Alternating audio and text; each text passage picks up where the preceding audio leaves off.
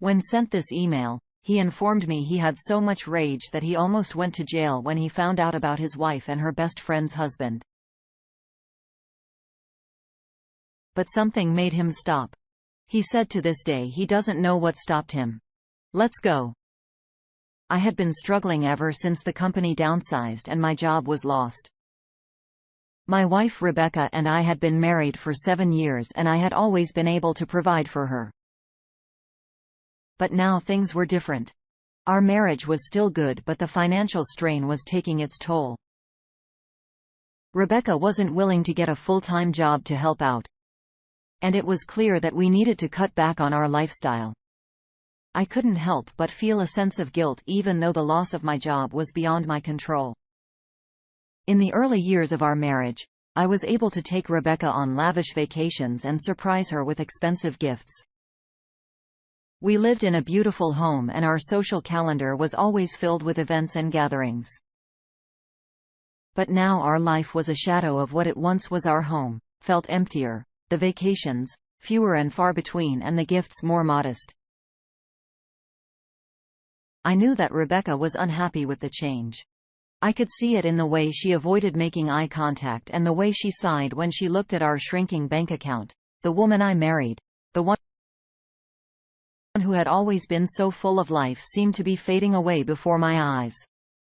I tried to maintain a sense of normalcy, filling our days with small moments of happiness, like cooking our favorite meals or planning inexpensive date nights at home. But it was apparent that the spark that we once had was slowly flickering out. My efforts,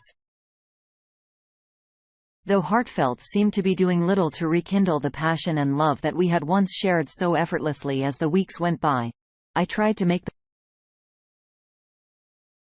the best of our situation. I scoured job listings and sent out countless resumes, hoping that something would come through soon. But the market was tough and my confidence started to wane. I couldn't help but wonder if Rebecca was growing resentful of the change in our circumstances. Was she unhappy with me for not being able to provide for her as I once did? It was during this difficult time that I began to notice subtle changes in Rebecca's behavior. She spent more and more time on her phone, her fingers flying across the screen as she sent text messages to people she claimed were just friends. She began going out more often, claiming that she needed time to herself or time with her friends.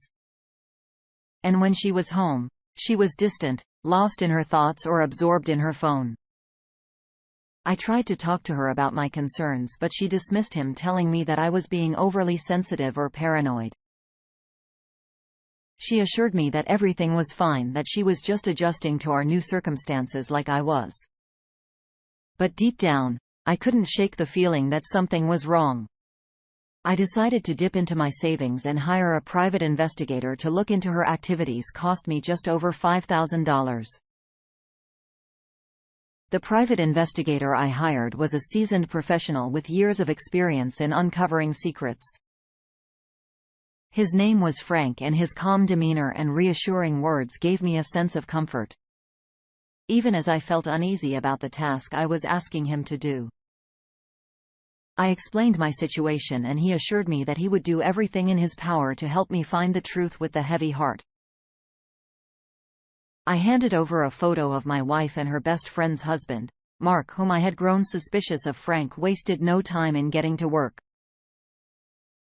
He began by conducting a thorough background check on Mark, digging into his past and uncovering any information that might be relevant to my concerns. It turned out that Mark had a history of infidelity in previous relationships, which only served to fuel my suspicions further. As the investigation continued, Frank began to follow Rebecca, documenting her every move. He would call me with updates, sharing snippets of information that both intrigued and terrified me.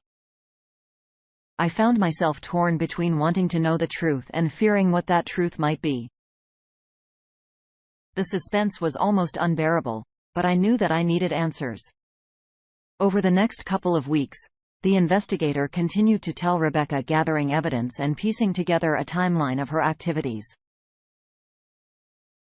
He discovered that she was spending an unusual amount of time with Mark. After meeting up with him when she claimed to be with friends or running errands, they were frequently seen together at various locations around town, their interactions appearing increasingly intimate. The mounting evidence was hard to ignore, but I still held out hope that there was a reasonable explanation for Rebecca's behavior. I clung to the belief that she would never betray me despite the nagging feeling in the pit of my stomach that told me otherwise. Then one fateful day, the investigator called me with the news that would shatter my world.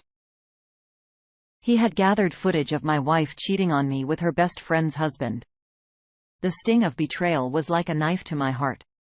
I couldn't believe that she would do this to me. To us.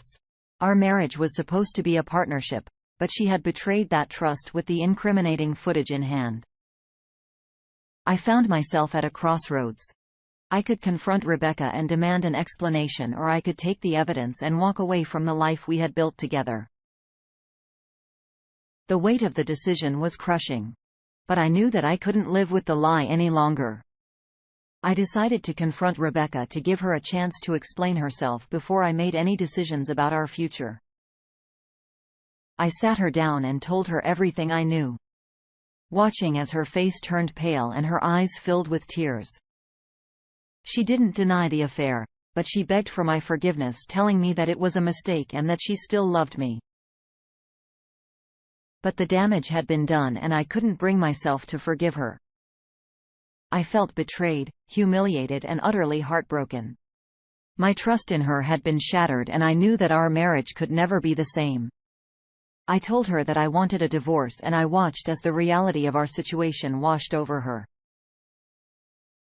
The pain and anger I felt upon discovering Rebecca's betrayal was indescribable. I couldn't let her get away with it. I decided to take revenge by making copies of the incriminating footage and sending them to the other betrayed spouse, Lisa. But my plan had to be executed perfectly. I wanted the process server to serve Rebecca with divorce papers. At the same time, the envelope containing the footage was delivered to their doorstep. As the day approached, I felt a mixture of dread and anticipation. I knew that once the truth was revealed, there would be no going back, but I also knew that I deserved better than a cheating wife.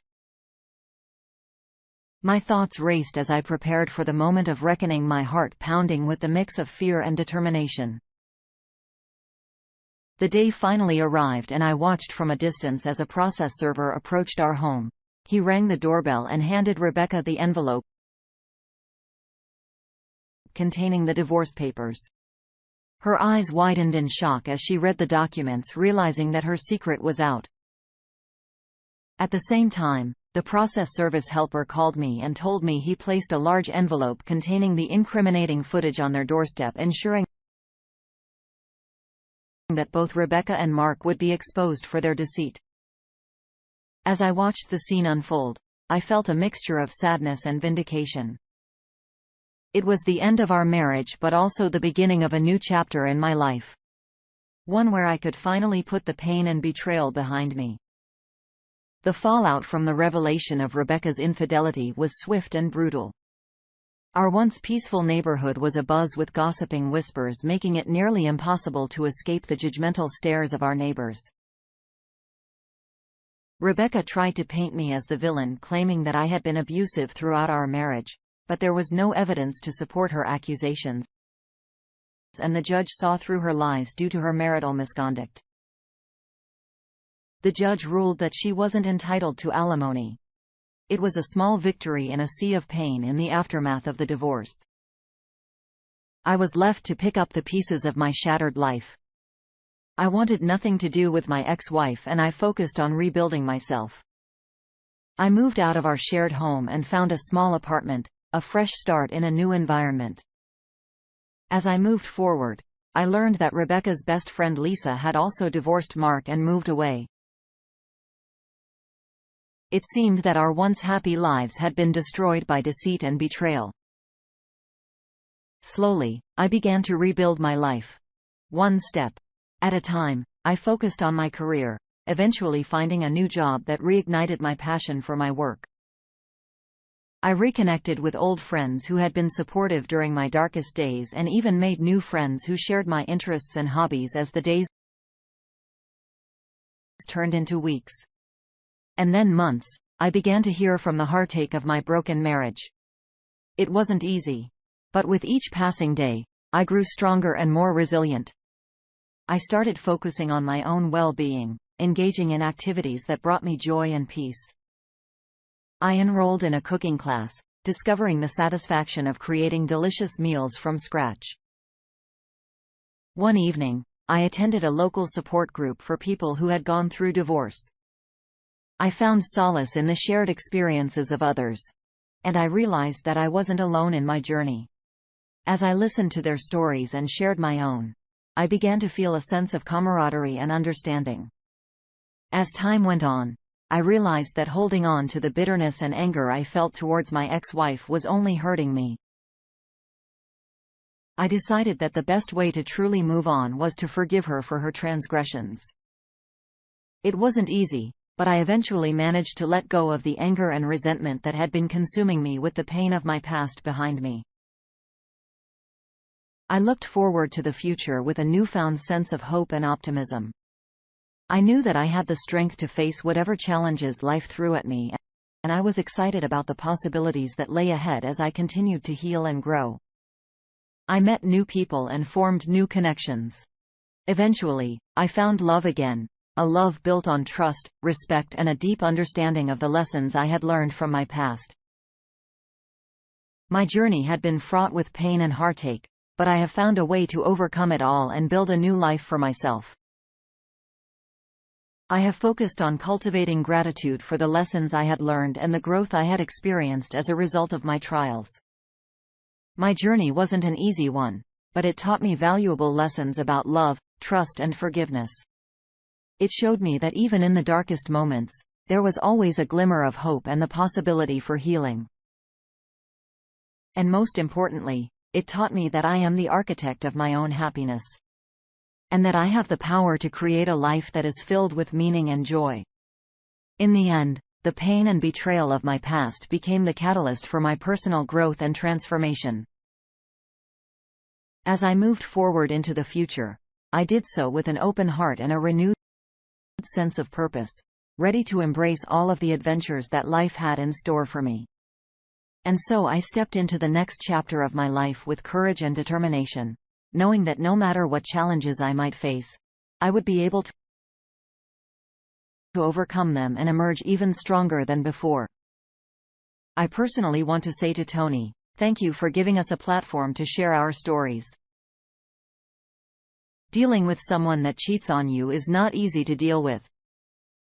And in some cases, it's almost impossible to control your emotions. I was lucky. I really wanted to do something to her physically. In my opinion, he did the right thing. He didn't resort to violence to solve a problem. He walked away with his freedom and eventually found love again. Hopefully, this time, he won't be back until next time.